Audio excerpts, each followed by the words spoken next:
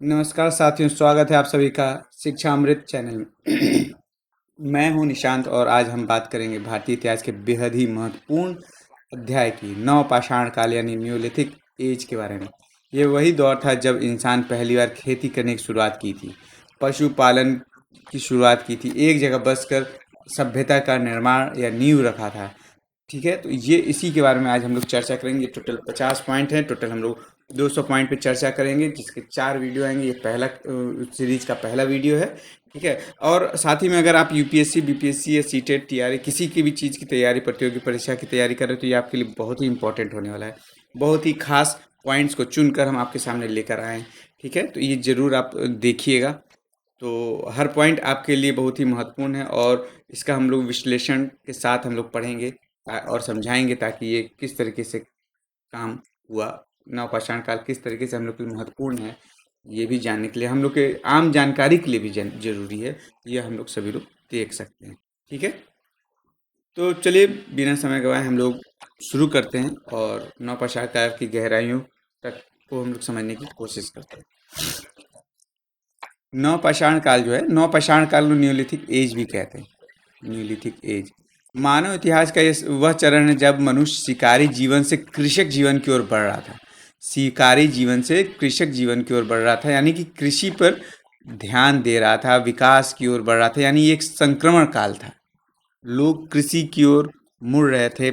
जानवर को मारने काटने के बजाय कुछ पौधा उगाना, कुछ फल को उगाना या चुन के खाना, इस तरीके के समय में वो लोग गुजर रहे थे।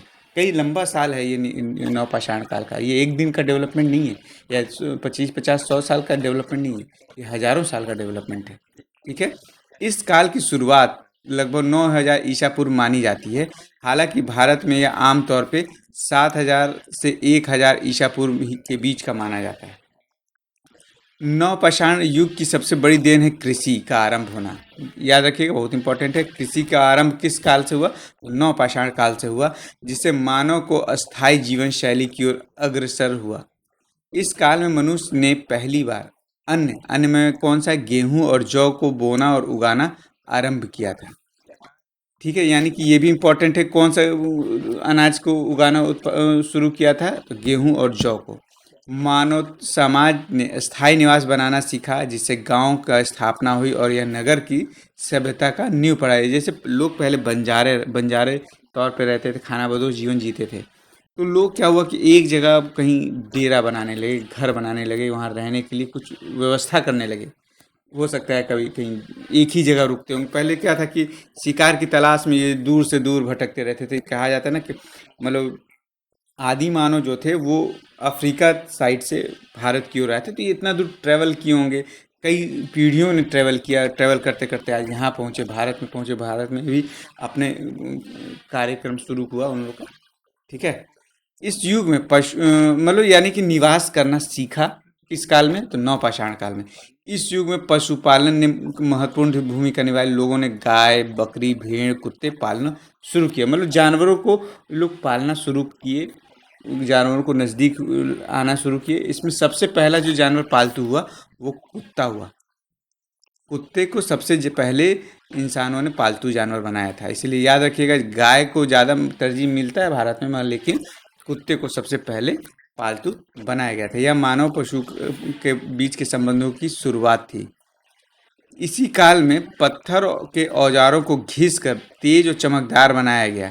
इससे पॉलिशिंग तकनीक की भी उत्पत्ति हुई। इसी नवपाषाण काल में ही पॉलिशिंग का भी जो टेक्निक था वो लोगों ने सीखा नवपाषाण काल में, जिसको आज तक हम लोग नए रूप में, नए एडवांस फीचर्स के साथ, नए तरीकों के साथ हम लोगों ने उस चीज़ को ग्रहण किया। मगर शुरुआत कहाँ से हुआ? नवपाषाण काल से हुआ। इसी काल में कुल्हाड़ी, छुरियाँ, हंसिया, औजारों का उपयोग भी लोग करना शुरू किए। लकड़ी काटने, फसल काटने के लिए करने लगे। ठीक है, तो लोग चूंकि ज़रूरत हुआ कि क्या किया जाए, कैसे पेड़ को काटा जाए, तो उन्होंने पत्थर को ही इस तरीके से घिसा, वो शार्प किया, जिससे पेड़ भी आराम से कट जाए।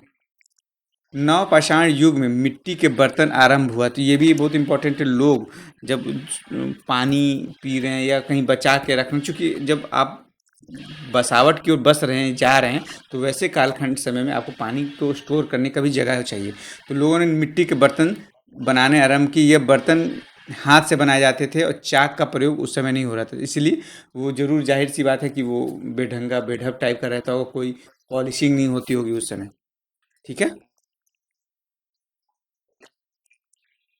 बर्तनों के उपयोग बर्तनों का उपयोग इन लोगों ने किस लिए किया? बर्तनों का उपयोग अनाज के लिए, पानी के लिए, दूध जैसे पदार्थों को भंडारण हेतु किया था। बर्तनों पर डिजाइनर और सजावटें नहीं होती थी, क्योंकि उस समय लोग चाक था नहीं, तो चाक से अच्छा वेल फर्निश्ड डिजाइन नहीं बन पाता होगा, शेप नहीं आता होगा, इसलिए कोई डिजाइन वैसा नहीं पाया गया उस समय, शुरुआती कालखंड में। बाद में धीरे धीरे आपको मिलेगा ये। इस काल में लकड़ी और मिट्टी के बने घरों में लोग रहना प्रारंभ किए। घर तो बनाए लोग, ठीक है, तो लकड़ियों को घेर के, पत्थरों के सहारे लेकर किसी तरह से घर बनाना उन लोगों ने शुरू किया। तो निर्माण कला का भी आरंभ कहाँ से होता है? तो नवपाषाण काल से ही होता है। प्रायः घर गोल और आयताकार होते थे, जिनकी छतें पत्तों और मिट्टियों से ढकी होती थी। ठीक है। बुर्ज होम कश्मीर में है। बुर्ज होम नवपाषाण काल का सबसे प्रसिद्ध स्थल है, जहाँ गड्ढों में बने घर मिले। नवपाषाण काल का जो जो आपका बुर्ज होम है, बुर्ज होम बहुत ही प्रसिद्ध क्षेत्र रहा है, कश्मीर का एरिया है, जहाँ लोग घर बनाए, घर के भी अवशेष मिले, गड्ढों में बनाए। ठीक है। उसी से बुर्ज होम में ही आपको जो सिलबट्टे का प्रयोग था, मसाला पीसने, सब्जी पीसने, कुछ का भी, ये चक्की का, ये बुर्ज होम में भी इसका सबूत मिलता है, वहाँ पे भी दिखेगा। बुर्ज होम की खासियत यह है कि वहाँ मृतकों को घर के फर्श में दफनाया जाता है। अगर सवाल में कहीं पूछ दिया जाता है कि कौन किस जगह पे मृतकों को अपने ही घर के फर्श के नीचे दफन किया जाता था, तो ये बुर्ज होम था। इससे क्या हुआ, दो चीज़ों को पता चलता है। पता ये चलता है कि लोग संभवतः पूर्वजों की पूजा का संकेत यहाँ से मिल रहा है। ठीक है। बुर्ज होम से हड्डी के तीर, भाले, औजार मिले। यह मिश्रित जीवन शैली की, यानी शिकारी और कृषक को दर्शाता है।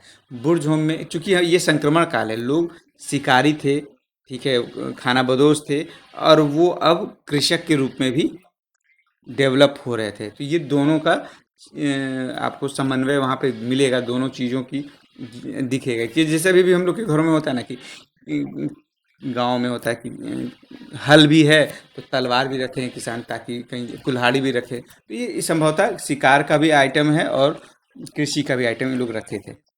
दक्षिण भारत के हल्लूर, हल्लूर आपका कर्नाटक में है। ब्रह्मगिरी, पाईपल्ली आपका वहाँ है तेलंगाना में। ये सब नवपाषाण काल स्थल है, जो पशुपालन की समृद्ध छवि को प्रस्तुत करते हैं। यानी यहाँ ऐसे तथ्य प्राप्त हुए, ऐसे जानकारियाँ प्राप्त हुई, जिससे पता चलता है कि कृषि और पशुपालन यहाँ पे समृद्ध था। इन क्षेत्रों में लाल और काले रंग की चमकदार मिट्टी के बर्तन पाए गए, स्थानीय संसाधनों के प्रयोग का संकेत है। लोग उस समय जो ये क्षेत्र है, दक्षिण भारत का जो क्षेत्र है, वहाँ पे काले और लाल रंग के चमकदार मिट्टी के भी बर्तन पाए गए हैं। ये स्थानीय संसाधनों का मतलब जो वहाँ का जो स्थानीय, जैसे वहाँ की मिट्टी लाल है तो उसका उपयोग करना, ये सब सारी चीज़ों का वहाँ से पता चलता है। आदि चलनूर तमिलनाडु में है। ठीक है। आदि चलनूर तमिलनाडु में, ये नवपाषाण काल का सॉरी कर्नाटक में आदि चलनूर, ये नवपाषाण से ताम्रपाषाण काल की ओर संक्रमण दर्शाता है। यानी कि यहाँ पे पता चलता है कि जो नवपाषाण काल है और ताम्रपाषाण काल के बीच में जो ट्रांजिशन का टाइम है, संक्रमण काल है, वो आपका दर्शाता है आदि चलनूर। यहाँ पे दोनों सबूत मिलते हैं, यहाँ पे ताम्र युग के भी सबूत मिल रहे हैं और नवपाषाण काल के भी मिल रहे हैं। अगला 21वां पॉइंट ये है, नवपाषाण के लोग अनाज पीसने के लिए पत्थर की चक्कियों का प्रयोग में लाते थे। मतलब लोग अब स्मार्ट हो गए, अब चूंकि लगा कि अनाज ऐसे कच्चे कच्चे खाने में, दाना दाना खाना अच्छा नहीं लग रहा, तो अब थोड़ा सा शौकीन हुए लोग और उन्होंने चक्की को का मतलब बनाया, उपयोग करना सीख लिया। ठीक है। इस युग में पहली बार भोजन को पकाने की भी परंपरा स्थापित हुई, जिससे स्वास्थ्य और स्वाद दोनों में सुधार हुआ। तो क्या हुआ, क्या तो नहीं, ये नवपाषाण काल हम लोग के लिए भी बहुत हम लोग की जानकारी, आम जानकारी के लिए भी बहुत महत्वपूर्ण है कि ये जो नवपाषाण काल में लोग घर बनाना शुरू किए, जानवरों को पालतू बनाना शुरू किए, अनाजों का संरक्षण और वो क्या बोलते हैं उसको जमा करना का भी, संचयन का भी शुरुआत हो गया। कई सारी चीज़ों का हुआ, लोग चक्कियों का उपयोग करना सीख गए, अब खाना को पका के खाना सीख गए। खाना पकाने से उनको कई लाभ प्राप्त समझ में आए होंगे कि हाँ भाई पेट भी ठीक हो जा रहा है, कच्चा मांस खाने में ज़्यादा जबड़ा दर्द होता होगा तो भाई पका लो तो थोड़ा इजी हो जाएगा, और अनाज को पीस के खा लो तो और ज़्यादा खाना जल्दी डाइजेस्ट हो जाता है। तो ये चीज़ उन लोगों को समझ में आने लगा, धीरे धीरे समझ में आया। ये अचानक से नहीं आया होगा कि शिकारी थे, वनवासी थे वो, आदि मानव तो अचानक से ये सब कुछ सीख ले, नहीं, कई सालों का, कई हजारों सालों का तपस्या रहा है इन लोगों का, तब ये सीखे हैं, कई सालों में बीता है। लोग संगठित रूप से रहते थे, श्रम का वितरण प्रारंभ हुआ, जैसे कुछ खेती करते थे, कुछ पशुपालन करते थे, कुछ शिकार भी करते थे। यहाँ शिकार करना लोग छोड़ो, क्योंकि शिकारी शुरू से थे, मगर लोग अब अपने संगठन बंटने लगे कि भाई कुछ पशुपालन का ही काम करेंगे, दूध का उत्पादन, मांस का उत्पादन करेंगे, तो कुछ पशुपालन का किसान का काम करेंगे। बस्तियां आमतौर पर नदी किनारे या पहाड़ी ढलानों पर स्थित होती थीं। जल और सुरक्षा की सुविधा के कारण लोग जो थे ना वो स्मार्ट होने लगे थे कि भाई पानी ज़्यादा दूर ढो ढो के कहाँ ले जाएंगे, ये कैसे जमा करें, तो नदियों के किनारे बसना शुरू किए, और पहाड़ के ढलानों पे शुरू किए कि भाई बरसात के समय जो पानी आता था वो बड़ा गड्ढा कर देते थे, वहाँ पानी जमा हो जाता था, जिससे वो लोग क्या कहते हैं पानी स्टोर कर लेते थे। पहाड़ों पे रहने से, जो ढलानों पे रहने से क्या था कि ज़मीन पे जो जानवर घूम रहे हैं उनसे सुरक्षा उनको हो जाता था। तो ये सब चीज़ें लोग सीखना प्रारंभ कर दिए थे। घरों के पास अनाज संग्रह कक्ष होते थे, जिससे अधिशेष उत्पादन की अवधारणा विकसित होती थी हुई। मतलब उन घरों के पास इन्होंने अपना एक अनाज स्टॉक, अपना गोडाउन बनाया, गोडाउन का ये कोठरी बनाई, जो इसमें इन लोगों ने अपना जो अधिशेष है, मतलब जो बचा हुआ अनाज है, जो खाली खाली है, जो बच गया, वो वहाँ स्टोर करके रखने का ज्ञान उस समय लोगों को प्राप्त हुआ। किस काल में? तो नवपाषाण काल में। नवपाषाण में कोई स्पष्ट वर्ग भेद नहीं दिखता, यानी यह समानतावादी समाज का प्रारंभिक रूप है। उस समय कोई जाति धर्म नहीं था, लोग एक जैसे थे, क्योंकि सभी मतलब सभी एक तरीके का काम कर रहे थे, इसीलिए उतना वर्ग भेद उस समय नहीं हुआ था। स्त्रियां खेती, सिलाई, कताई, बुनाई और घर के अन्य कामों को महत्वपूर्ण भूमिका निभाती थी, यानी कि स्त्रियों पे उस समय भी जुल्म होता था बेचारी, पहले भी खेती, सिलाई, कताई, बुनाई करती, तो आज भी कर रही हैं। तो ये डिफाइन था, कई सालों से डिफाइन था कि भाई स्त्रियां यही काम करेंगी और पुरुष खेती बाड़ी ये सब का काम करेंगे, या शिकार का काम करेंगे, पशुपालन का काम करेंगे। पारिवारिक व्यवस्था संयुक्त सहयोग पर आधारित होती है। बच्चों वृद्धों की सामूहिक देखभाल होती थी। पहले क्या था कि मतलब एक एक जिम्मेवारी था कि हाँ जो हमारे बुजुर्ग हो गए हैं उनको सेवा करना, बच्चे जो नए पैदा हुए उनको सेवा करना, देखभाल करना, ये परंपरा था। आज के युग में तो एक लड़के सीधे ले जाकर वहाँ अनाथालय या फिर सॉरी वृद्धा आश्रम में छोड़ आते माँ बाप को, मगर सीखना चाहिए उन लोगों को। नवपाषाण काल में के युग में भी लोग अपने पूर्वज बड़ों का, बूढ़ों का सेवा करते थे। ये हम लोग का जो सेवा वाला धर्म है, भाव है, ये हम आज का नहीं, कई सालों से हम लोग के बीच में रहा है और हम लोग सीखते आए हैं। ये हम लोग का संस्कार है, हम लोग को बड़े बुजुर्गों का सम्मान और सेवा करते रहना चाहिए। नवपाषाण युग की बस्तियों में धुएं के निकास हेतु घरों में छिद्र पाए गए हैं। यह वेंटिलेशन का भी ज्ञान दर्शाता है। अगर ये प्रश्न आ जाए कि वेंटिलेशन का ज्ञान मानव समाज को किस युग में प्राप्त हुआ, तो ये किस युग में प्राप्त हुआ, तो नवपाषाण काल युग में प्रदान। भाई रूम होगा, घर बनाया होगा, उसमें खाना बनाना, आग जला के खाना बनाना सूख के धुआं भर जाता होगा। अब वो परेशान हो जाते हैं कि धुआं निकले कैसे, धुआं तो सब ऊपर की ओर बढ़ता चला जाए, तो वो फिर क्या किए होंगे, ऊपर घर में वेंटिलेशन के लिए एक छेद किए होंगे, धुआं सब निकल जाता है। तो धीरे धीरे लोग स्मार्ट होते चले जा रहे थे। इसी काल में रोगों से बचाव हेतु ताप, यानी आग, भोजन पकाना, शुद्ध जल की आप उपयोग करना, यह प्रारंभिक स्वास्थ्य चेतना जागा। तो पूछ देगा कि प्रारंभिक स्वास्थ्य चेतना किस युग में लोगों के बीच में आया, तो नवपाषाण काल में आया, क्योंकि उस समय लोग आग से पका हुआ खाना शुरू किए, शुद्ध जल पीना शुरू किए। भाई गंदा पानी पीने से शरीर खराब में बीमारियां हो जा रही, तो लोग समझदार हो गए और ये चीज़ों को सीखना शुरू कर दिया।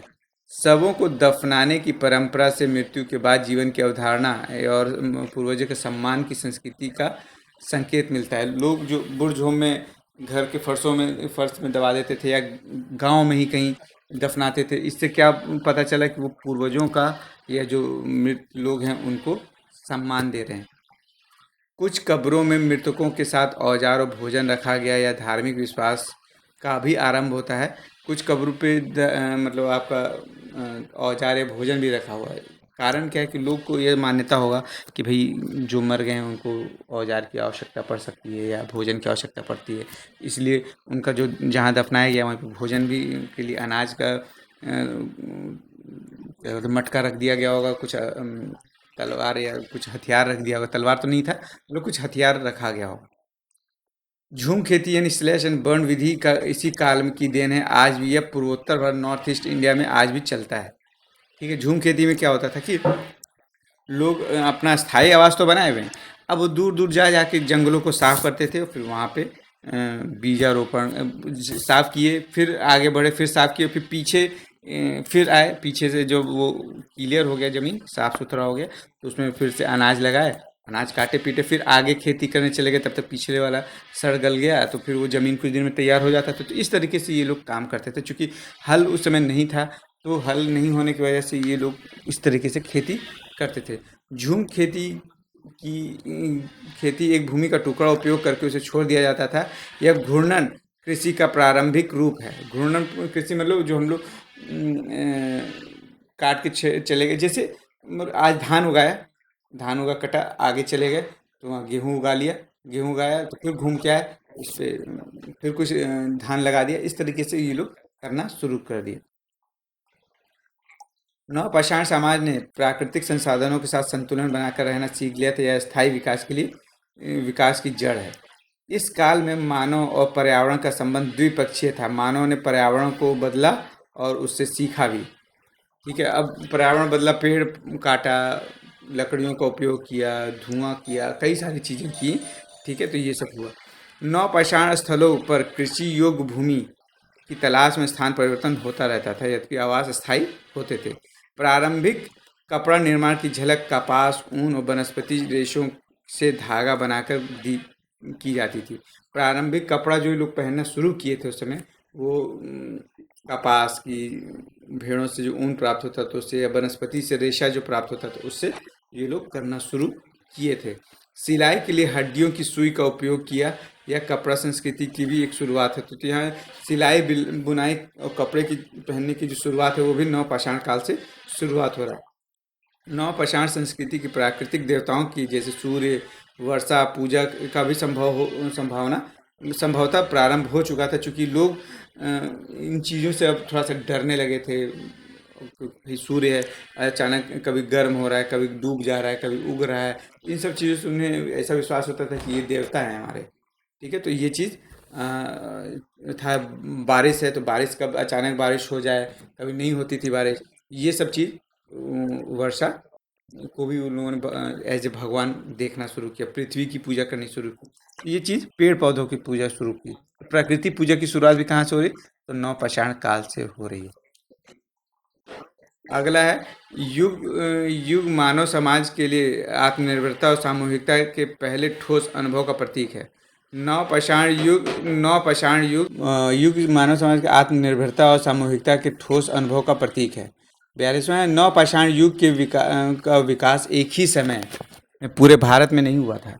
यह क्षेत्रीय रूप से भिन्न भिन्न हुआ, मतलब कहीं ज़्यादा विकास हुआ, कहीं कम विकास हुआ। लोग किस परिस्थिति में रह रहे हैं उसके ऊपर भी डिपेंड रहा है, मगर एक साथ एक ही जैसा डेवलपमेंट हर जगह हुआ नहीं हुआ। जैसे अभी अगर हम मान लें तो अभी जिस हिसाब से अमेरिका का डेवलपमेंट हो, जिस हिसाब से भारत का डेवलपमेंट है, जिस हिसाब से आप अफ्रीकन कंट्रीज़ का डेवलपमेंट है, अगर आप देखेंगे तो बहुत अंतर दिखेगा। इसी तरीके से उस समय भी रहा होगा। उत्तर में बुर्जहोम, पूर्व में चिरांद बिहार के सारण जिला में है, और दक्षिण में हल्लूर आपका कर्नाटक में है। ये एक क्षेत्रीय सांस्कृतिक विविधता दर्शाते हैं। चिरांद बिहार के गंगा नदी घाटी के सबसे प्रारंभिक बस्तियों में से एक है, जो नवपाषाण से ताम्रपाषाण की ओर जोड़ती है। तो देखिए हल्लूर को भी हम लोगों ने देखा। ठीक है, और सॉरी आदि चलनूर को भी देखा था, और अभी हम लोग इसको भी देख रहे हैं, चिरांद को। ये भी ताम्रपाषाण काल और नवपाषाण काल को आपस में जोड़ रही है, यानी एक संक्रमण काल। चिरांद से मिट्टी के बर्तन पत्थर के औजार, हड्डियों की से बनी हुई वस्तुएं प्राप्त हुई। ये मिश्रित जीवन शैली को का संकेत है। नवपाषाण युग की सबसे महत्वपूर्ण पहचान है उत्पादन की शुरुआत, जिसे सभ्यता का संभव हो पाया है। मतलब लोग उत्पादन शुरू किए, अनाज का उत्पादन किए, दूध का उत्पादन किए, फलों का भंडारण किया। तो ये सब चीज़ भंडारण, उत्पादन, भंडारण, ये सारी चीज़ें लोगों ने सीखा। तो यहाँ से एक सभ्यता की नींव पड़ी, सभ्यता संभव हुई। यह युग मानव समाज के लिए कृषि निर्माण, पशुपालन और संगठनात्मक कौशल के प्रारंभ का प्रतिनिधित्व, यानी कि नवपाषाण काल में ही नवपाषाण काल में ही मानव समाज कृषि निर्माण, पशुपालन, संगठनात्मक कार्य, मतलब जो ग्रुप में काम करने वाला काम है, ये शुरू हुआ। तो कहाँ से शुरू हुआ? तो नवपाषाण काल से ही प्रारंभ हुआ। नवपाषाण काल से ही अर्थव्यवस्था उत्पादन अर्थव्यवस्था आधारित उत्पादन शुरू हुआ। यह एक विनिमय और व्यापार की नींव रखी। ठीक है, इसका मतलब ये हुआ कि ये नवपाषाण काल से ही लोगों में क्या हुआ कि विनिमय बोले तो एक्सचेंज और व्यापार का नींव पड़ा। यानी कि इसको इसी तरीके से समझ लेते हैं कि किसी के यहाँ चावल ज़्यादा हो गया, दाल ज़्यादा हो गया, तो अब क्या हुआ, उसको चावल चाहिए, तो उसे चावल, तो दाल, जिसके पास दाल ज़्यादा उसको चावल चाहिए, तो चावल चला गया, उससे ले लिया, उससे बदले में उसको दाल दे दिया। हाँ, चीज़ों का उत्पादन के हिसाब से उसका वजन तय होता था, ताकि लोग, मतलब ये नहीं कि मतलब दाल का उत्पादन कम है, जैसे 1 एकड़ में दाल जितना होता है और 1 एकड़ में चावल, दोनों बहुत अंतर होता है। तो इस हिसाब से उत्पादन के हिसाब से ही वजन तौल के ही काम होता था कि हाँ तुम इतना ले लो। तुम मतलब आपस में किसी ने सब्जियां उगाई तो दूध वाले से दूध ले लिया, उसको सब्जी दे दिया। किसी ने कुछ भी जो उगाया, आपस में हम लोग एक दूसरे से विनिमय कर लेते थे। तो ये विनिमय प्रणाली हुआ करता था और यहीं से व्यापार का भी शुरुआत हुआ। मतलब क्या बोलते, अर्थव्यवस्था का जो का जो नींव पड़ा है, कहाँ से पड़ा है? तो नवपाषाण काल से ही पड़ा है। इस काल के नवाचारों, यानी कि जो न्यू न्यू इन्वेंशंस हुआ है, आगे चल के हड़प्पा जैसी उन्नत सभ्यताओं को जन्म देने की भूमिका निभाई। मतलब लोग जो इसमें डेवलप हो रहे थे, डेवलपमेंट हो रहा था, ये इसी की वजह से हड़प्पा जैसी संस्कृति पैदा हो पाई, पनप पाई। ठीक है, तो ये जो आज हम लोग हड़प्पा को बहुत आश्चर्य भरी नज़रों से देखते हैं, तो ऐसे ही नहीं है। और नवपाषाण काल का जो डेवलपमेंट था, वही रूप हम लोग को वहाँ देखने को मिला, जो हड़प्पा में देखने को मिला। उनकी नगर सभ्यता थी, नाली नाली वो थे, सड़कें थी, पानी स्टोर करने की क्षमता थी, जो रूम था, घर था, गली था, ये सारी चीज़ें जो डेवलप हुई हड़प्पा में, वो हम लोग को देखने को मिला। ये आपका नवपाषाण काल के माध्यम से ही लोग इतना सीख पाए। उस कालखंड का एक जर्नी रहा है ये, इतना आसान भाषाओं में नहीं समझ लेना है इसको। 50वां है नवपाषाण काल की जो कृषि क्रांति है, न्यूलिथिक रिवॉल्यूशन कहा जाता है, जिसने मानव इतिहास की दिशा ही बदल दी।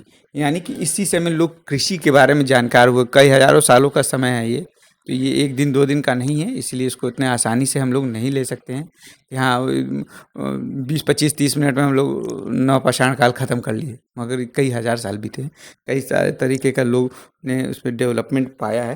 तो चलिए ठीक है, यहाँ तक हम लोग ने जाए। आगे अभी 50 पॉइंट्स हैं, वो भी 150 पॉइंट्स और लेकर आऊँगा, जिससे ये सीरीज नवपाषाण काल का क्लियर होगा। इसमें हमें उम्मीद है कि आपको बहुत अच्छे अच्छे पॉइंट्स पढ़ने को, सुनने को मिले होंगे। अगर जो आपको समझ में आया उसको नोट कर लीजिएगा, एक जगह लिख लीजिएगा। अगर आप कहेंगे तो कमेंट कीजिएगा, तो हम इसका जो PDF है अपने टेलीग्राम चैनल पे डाल दूंगा, और टेलीग्राम चैनल का भी लिंक दे दूंगा, आप वहाँ से डाउनलोड कर ले सकते हैं। चलिए, यहाँ तक आपने वीडियो देखा उसके लिए बहुत बहुत धन्यवाद। और